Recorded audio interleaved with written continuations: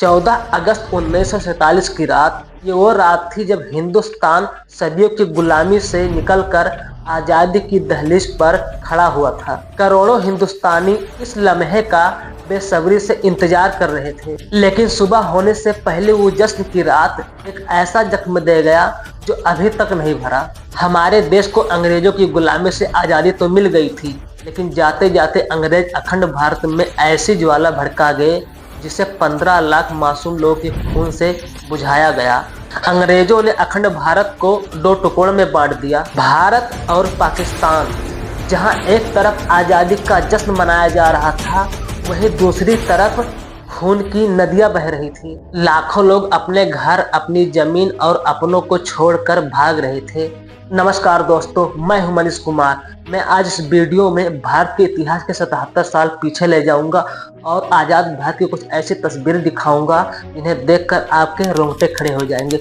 इसलिए इस वीडियो को अंत तक जरूर देखना, क्योंकि ये वीडियो आपके लिए बहुत ही महत्वपूर्ण है। वीडियो में आगे बढ़ने से पहले आप लोगों से एक रिक्वेस्ट है कि हर हिंदुस्तानी और पाकिस्तानी इस वीडियो को अंत तक जरूर देखना। अखंड भारत, जहां हर धर्म के लोग एक साथ मिलकर बड़ी खुशी के साथ रहा करते थे, जहां सन 1857 में आज़ादी की लड़ाई हिंदू और मुस्लिम दोनों धर्म के क्रांतिकारी लोग एक साथ मिलकर लड़ रहे थे। लेकिन अंग्रेजों की नीति थी डिवाइड एंड रूल, यानी फूट डालो और राज करो। हिंदू और मुस्लिम जो सदियों से साथ रहते थे, अंग्रेजों ने उनके बीच फूट डालने की कोशिश शुरू कर दी। जैसे हिंदुओं और मुस्लिमों को अलग अलग नौकरियां दी, उनके लिए अलग अलग स्कूल बनाए और धार्मिक मुद्दों को हवा दी।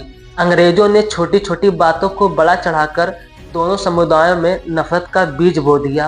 वो हिंदुओं और मुस्लिमों को एक दूसरे के खिलाफ भड़काते रहे। धीरे धीरे ये नफरत इतनी गहरी हो गई कि बात बंटवारे तक पहुंच गई। लेकिन हैरानी की बात यह थी कि हिंदुस्तान के दो टुकड़े करने की जिम्मेदारी सिरिल रैडक्लिफ नाम के जिस ब्रिटिश जज को दी गई थी, भारत में रहना तो दूर, उसने कभी भारत का दौरा तक नहीं किया था। उन्हें सिर्फ 6 हफ्तों में यह तय करना था कौन सी जमीन भारत की होगी और कौन सी जमीन पाकिस्तान की। रैडक्लिफ ने नक्शे पर ऐसी लकीरें खींची थी जिसने पंजाब और बंगाल को 2 हिस्सों में बांट दिया। यह लकीरें इतनी जल्दबाजी में खींची गई कि कई गांव, कस्बे और परिवार रातों रात बट गए। लोग सुबह उठे तो उनको यह पता चला कि उनका घर भारत में है, लेकिन उनका खेत तो पाकिस्तान में है। जिन जगहों पर लोग पीढ़ियों से साथ रह रहे थे, एक ही दिन में वह हिंदुस्तान से पाकिस्तान बना दिए गए। यह फैसले न जमीन को समझकर किए गए, न लोगों से पूछकर। बस एक अंग्रेज की कलम चली और इतिहास हमेशा के लिए बदल गया। दोस्तों, जब आज़ादी के बाद बंटवारा हुआ तो हिंदुस्तान में बारिश का मौसम था। नदियां उफान पर थी। बाढ़ की वजह से किसानों की फसलें बर्बाद हो चुकी थी। करीब 2 करोड़ लोग अपने घर छोड़कर इधर से उधर भाग रहे थे। जहां एक तरफ लाखों हिंदू पाकिस्तान से भारत की ओर पलायन कर रहे थे, वहीं दूसरी तरफ लाखों मुस्लिम भारत से पाकिस्तान की तरफ भाग रहे थे। इस वक्त अपनी स्क्रीन पर आप दिल्ली से लाहौर जाने वाली ट्रेन की वीडियो फुटेज देख रहे हैं।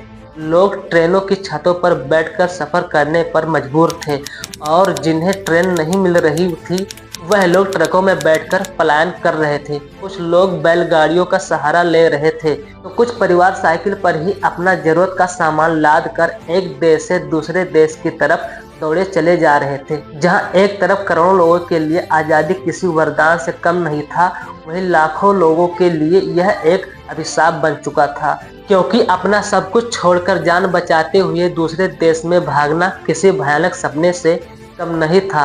हालांकि बंटवारे की यह दास्तान तो आज़ादी से कई साल पहले ही लिखी जा चुकी थी, क्योंकि अंग्रेजों ने देशवासियों में धर्म को लेकर ऐसा जहर भर दिया था, जिससे कई पॉलिटिकल लीडर्स ने तो धर्म के नाम पर ही अपनी पार्टीज बना ली थी। जैसे कि मुस्लिम लीग के चीफ मोहम्मद अली जिन्ना ने आज़ादी से कई साल पहले ही यह जिद पकड़ ली थी कि हिंदुस्तान में रहने वाले मुस्लिमों को एक अलग मुल्क दिया जाए, और उनकी इस जिद ने हिंदुस्तान के भाईचारे और संस्कृति को ऐसी गहरी चोट पहुंचाई जिसके निशान आज भी देखने को मिलते हैं।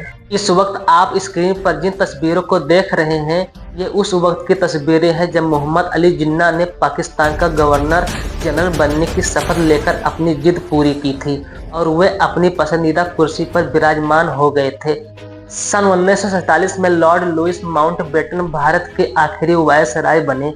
उन्होंने कई महीनों तक जवाहरलाल नेहरू और मोहम्मद अली जिन्ना की कई मीटिंग करवाई, जिसके बाद 3 जून 1947 को लुईस माउंटबेटन ने ऐलान किया कि 15 अगस्त 1947 को भारत आज़ाद होगा, लेकिन इसके साथ ही बंटवारा भी होगा। हालांकि पंडित जवाहरलाल नेहरू, सरदार वल्लभ भाई पटेल और महात्मा गांधी ने देश के बंटवारे को रोकने की हर मुमकिन कोशिश की। उन्होंने मोहम्मद अली जिन्ना को भारत का पहला प्रधानमंत्री बनने तक का ऑफर दे दिया था।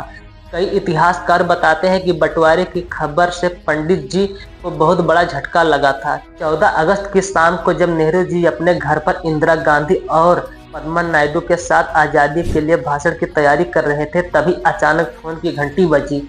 नेहरू जी ने जब फोन उठाया तो उन्हें एक दुखद खबर मिली। लाहौर के नए प्रशासन ने हिंदू और सिखों के इलाकों की पानी की सप्लाई काट दी थी, जिसकी वजह से लोग अपने घरों में प्यासे तड़प रहे थे और अगर कोई गलती से पानी लेने बाहर निकलता तो उसे मार दिया जाता। देखते ही देखते हिंसा की आग भड़क उठी जिसने पूरे हिंदुस्तान को अपनी चपेट में ले लिया। पंजाब और बंगाल में सबसे ज्यादा दंगे हुए। लोग एक दूसरे के खून के प्यासे हो गए थे। ये सुनकर नेहरू का चेहरा लाल हो गया और उनकी आंखों में आंसू भरे हुए थे, लेकिन फिर उन्होंने हिम्मत जुटाई और अपने आप को संभालते हुए 14 अगस्त की रात 11:55 पर नेहरू जी संसद में सेंट्रल हॉल में भाषण देना शुरू करते हैं। पंडित जी का यह भाषण सुनने के बाद महात्मा गांधी के नाम का नारा लगाते हुए देशवासियों ने आजादी का शंखनाद बजाया था। लेकिन करोड़ों देशवासियों को क्या पता था कि कुछ इलाकों में देश के इस आज़ादी के लिए बहुत बड़ी कीमत चुका रहे हैं। इस वक्त आप अपनी स्क्रीन पर जो वीडियोज फोटोज देख रहे हैं ये भारत और पाकिस्तान के रिफ्यूजी कैंप्स की कुछ दुर्लभ वीडियोज हैं। कैसे छोटे छोटे बच्चे नल के आगे एक बाल्टी पानी भरने के लिए लाइन में लगे हुए हैं, जिन्हें उठाकर काफी देर तक चलने के बाद ये उन रिफ्यूजी कैंप्स में पहुंचते हैं जहां इनके रहने के लिए छत तक नहीं है। बच्चाओं के लिए कुछ फटे हुए टेंट और पेड़ है जहां बैठने की जगह इतनी कम है कि कुछ लोग कड़कती धूप में तपती हुई जमीन पर बैठकर अपनी हड्डियों को जला रहे हैं। कुछ बच्चों के पास तो पहनने के लिए कपड़े तक नहीं हैं। 2 दिन पहले सुख शांति से जीवन व्यतीत करने वाले लोग आज लाचार बन चुके हैं। महिलाएं हाथ जोड़कर अपने परिवार के लिए खाना और रहने की मांग कर रही हैं। भूख की वजह से तड़पते हुए बच्चों का शरीर कुपोषित हो चुका है, लेकिन फिर भी लाखों लोग अपना सब कुछ छोड़कर बिना किसी मंजिल के आगे की ओर बढ़ते रहे। इस ट्रेन के हालात देखिए जिसमें लोग खिड़की पर लटक कर अपनी जान को जोखिम में डालने से पीछे नहीं हट रहे हैं, क्योंकि इन्हें किसी भी तरह पाकिस्तान से भारत पहुंचना है। यह तस्वीर लाहौर की है जहां लोग ट्रेन की पटरियों के पास बैठकर ही खाना पका रहे हैं ताकि जब ट्रेन आए तो यह लोग जल्दी से ट्रेन में सवार हो सके। यहाँ खड़ी इस ट्रेन के न सिर्फ ऊपर बल्कि 2 डिब्बों के बीच खाली जगह पर भी लोग खचाखच भरे हुए हैं, जिनके हाथों में अपना कुछ टूटा फूटा सामान और दिल में जिंदा रहने की उम्मीद है। असल में उस वक्त जो कुछ भी हुआ था उसके बारे में सोचकर ही रूह कांप जाती है। दोस्तों, इस फोटोज को देखकर आपकी आंखों में भी आंसू आ जाएंगे।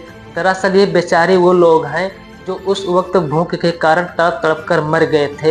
हाथ में थाली लिए रिफ्यूजी कैंप में हमारे देशवासी पेट भरने के लिए लंबी लाइनों में लगे हुए थे और जब उन्हें खाना मिल रहा था तो उनके चेहरों पर ऐसी मुस्कुराहट दिख रही थी जैसे उन्हें जिंदगी मिल गई हो। लेकिन फिर महात्मा गांधी, पंडित जवाहरलाल नेहरू, सरदार वल्लभ भाई पटेल, लाल बहादुर शास्त्री, डॉक्टर भीमराव अंबेडकर और कई महान नेताओं ने इतने मुश्किल हालातों में भी देश को संभाला। इसकी वजह से आज हम भारतीय ब्रिटेन से कई गुना आगे निकल चुके हैं। इस बंटवारे में करीब 2 करोड़ लोगों ने अपना देश छोड़ दिया था और करीब 10 से 15 लाख बेकसूर लोगों की जान भी चली गई थी। लेकिन अफसोस की बात यह है कि जिन ब्रिटिशर्स ने हम भारतीयों के साथ इतने घिनौने जुर्म किए जो भारत के इतिहास में लाल अक्षरों से लिखे गए, लेकिन फिर भी उन्हें बारातियों की तरह विदा किया गया। 28 फरवरी 1948 के दिन जब अंग्रेजों की आखिरी टुकड़ी हमारा देश छोड़कर जा रही थी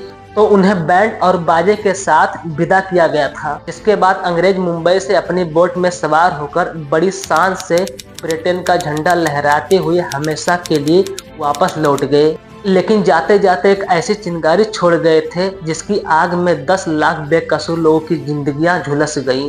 किसी के बाप को मार दिया गया, किसी की मां तड़प तड़प कर अपनी जान दे दी, किसी का भाई बिछड़ गया तो किसी की बहन छूट गई। अगर आपको ये वीडियो अच्छा लगा हो तो हमारे वीडियो को लाइक कीजिए, एक प्यारा सा कमेंट कीजिए और ऐसे ही वीडियो देखने के लिए हमारे चैनल को सब्सक्राइब कर लीजिए। फिर मिलते हैं किसी नेक्स्ट वीडियो में, तब तक के लिए धन्यवाद।